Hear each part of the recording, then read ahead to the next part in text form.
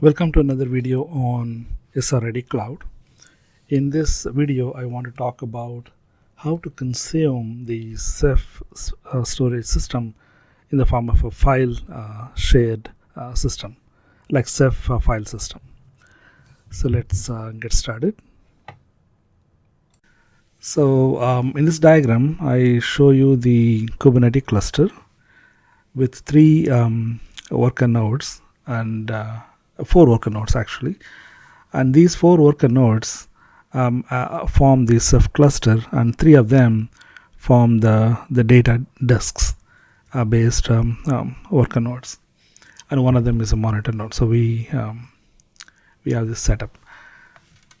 So on this we are going to create the Ceph interface using Rook, and refer to my earlier videos on how to do that, and also another video on how to consume the Ceph the Ceph storage as a block storage system. So in this we are going to see the shared file system. So on top of the Ceph orchestrated by Rook, we are going to create what is called a CephFileSystem, and then that will result in a couple of what are called MDS, the metadata servers, to serve the characteristics of the file system we are going to create. And then we are going to get into the Rook toolbox pod and make sure the metadata servers, the MDS, show up in the Ceph status page. And then we are going to come back to the manager node and then create a storage class and a persistent volume claim. And then we are going to be creating what is called a kube registry. I did not show it specifically in this chart, but the kube registry is beyond the scope of this video. But that is a tool that can be used to push your images, Docker images, and then you can consume those images out into your stateful set or daemon set or deployments and so on. So I did not show that to you, but that is where the file system is going to be consumed as CephFileSystem. And then as another example, we are going to be mounting the file system directly into a pod, and I will describe how to do that. For that we will need a pod driven by Ceph tool itself. So let's get started.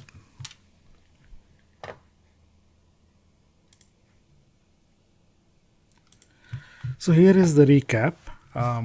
These are the nodes in the Kubernetes cluster, and then I got inside the Rook Ceph toolbox, and I am looking at the Ceph status. The Ceph storage is in healthy state. So the first step is to create the Ceph file system. So to do that, I will have to get out of this. The first thing we are going to do is to create the Ceph file system, and for that there is already a YAML file in this directory. Let us take a look at it. Filesystem.yaml file.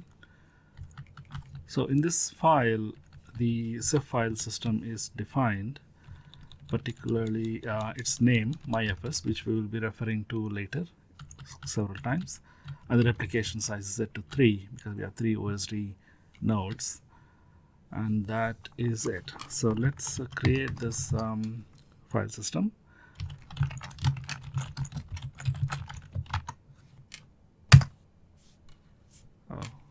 -F.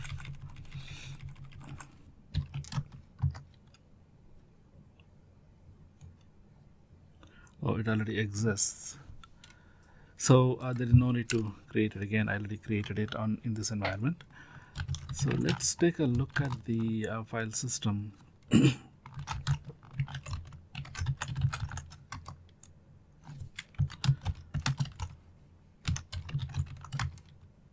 So there it is. That is the file system. Let me try to describe it. kubectl describe CephFileSystem myFS in Rook Ceph namespace, and you get the same thing.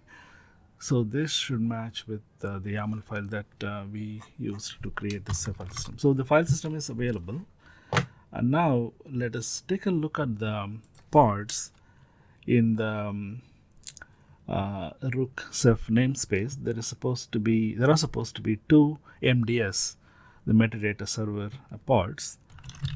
kubectl -n rook ceph get pod pipe2 grep MDS.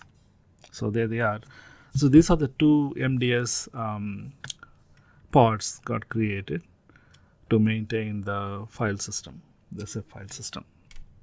So now let us try to get inside the Ceph Rook toolbox and look at the Ceph status and list all the pools, and let's see what we see.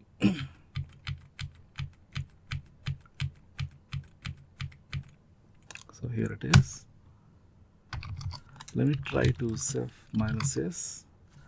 I see an additional entry made under services. Here it is. The MDS service is enabled, and also there are three pools now instead of one. The one is the block pool that we created in a separate video.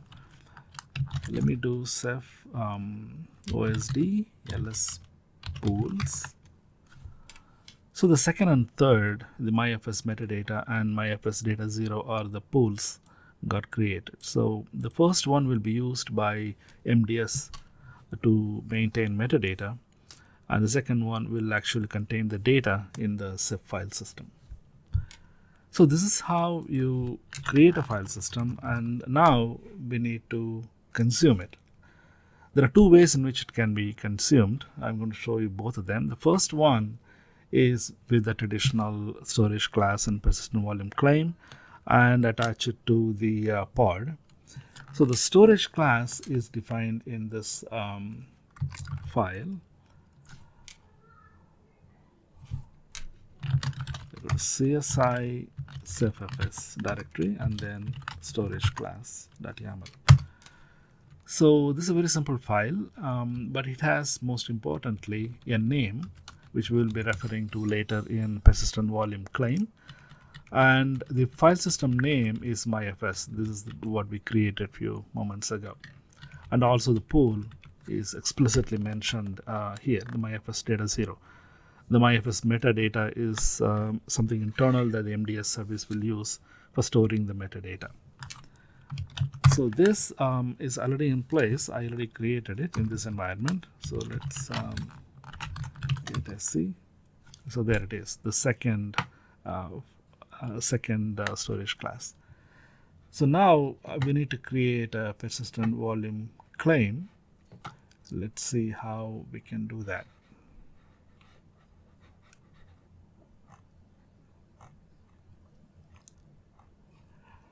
We are going to be creating not only a persistent volume claim, but also something called kube registry pod. I'm not going to go into the details of what is kube registry in this video, but at a very high level, in container world, you need to have a registry to store all your images. And these images form the backbone of the container environment. And you build an image and then push it into the registry, and then you retrieve it later when you want to use it. So for example, you want to develop an application, you develop it with whatever programming language that you choose, C++ or Python or Go or Java or in any language, and then wrap it up with a Docker file, and then you build it with the Docker command, the Docker build. Docker build will build the image. And then you make a Docker login to log into your desired registry service. And then you do Docker push, and you push the image that you built into the registry. And later on, when you want to use it, you can mention the URL of the image directly in the deployment specification. For example, stateful set or daemon set or deployment set or whatever. So let's not go into the details of how those things are done, but in this video I want to show you how to create one such kube registry. What we are going to do now is a simple kube registry offered by the community. The other two enterprise scale or two or three enterprise scale registries are Artifactory or Quay.io from Red Hat or Docker Hub from Docker. So now I already did a kubectl create -f cube registry.yaml. I already did this. So now let's examine the persistent volume claim. So in the cube system, that is the namespace where it got created. So there it is. The CephFS PVC is the persistent volume claim that gets created when you create it using the cube registry YAML file.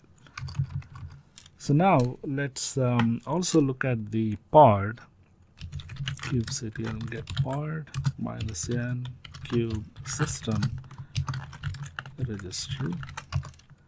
So there are three instances of the cube registry pod got created, and the responsibility of this cube registry pod is to maintain the registry functionality, the image registry functionality for containers on top of CephFileSystem that we created already. So now let's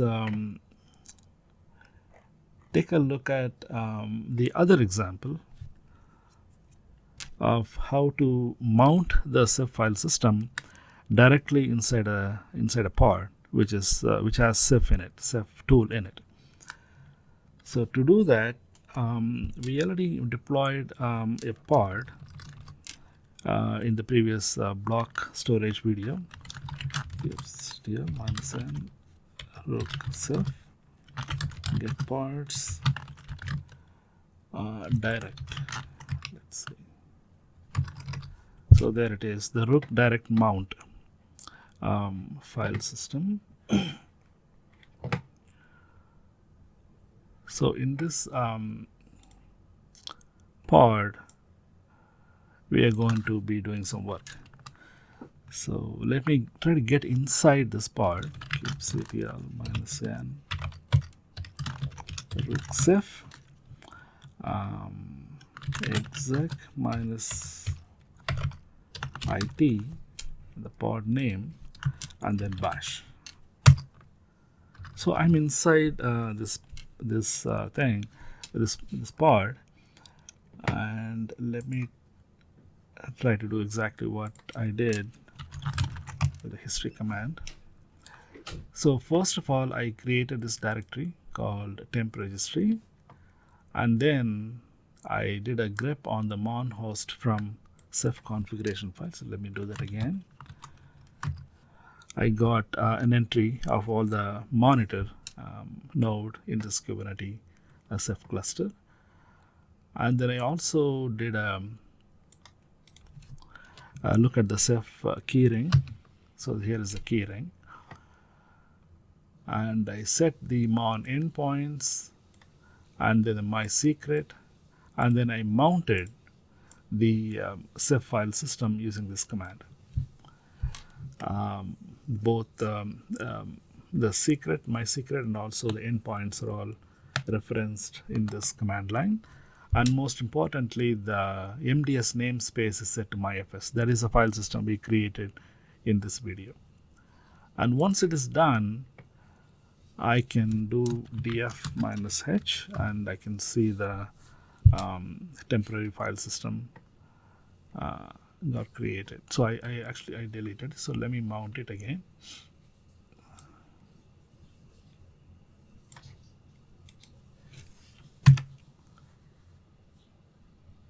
Okay, I need to set those variables.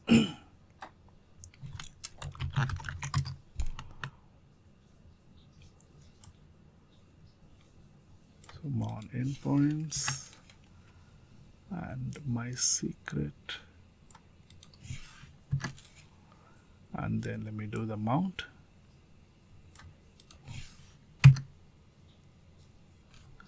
Oh, I need to create the directory. Sorry, temp registry. Okay, then it got mounted. So now let me go to temp registry, and I can see the directory. That means the file system is now sitting on top of this pod. Go into the volumes. Let me do -LR to recursively go inside and see what it is. So this is how the Ceph file system is maintained inside this directory. So now let me try to write a file in this directory to prove that this is writable file system. Echo hello rook hello. So I'm able to write a file, and I can even cat it. So this is how I can consume a Ceph file system directly into my pod, and the pod should already have Ceph in it. So for example, Ceph -s should already be in this, but just like what we saw in the Rook toolbox pod. Okay, so I hope you enjoyed this video and learned how to use the Ceph storage from file system perspective and create this popular Ceph file system and use it in two different ways. One is to create a storage class for it and then persistent volume claim with it, and then deploying a pod either as a daemon set or stateful set or vanilla deployment. Or you can mount the file system directly on your Ceph pod. So there are two different ways in which you can use that. So I hope you enjoyed this video, and I will be making a lot more videos in near future. And have a wonderful day, and I will see you on another video. Bye for now.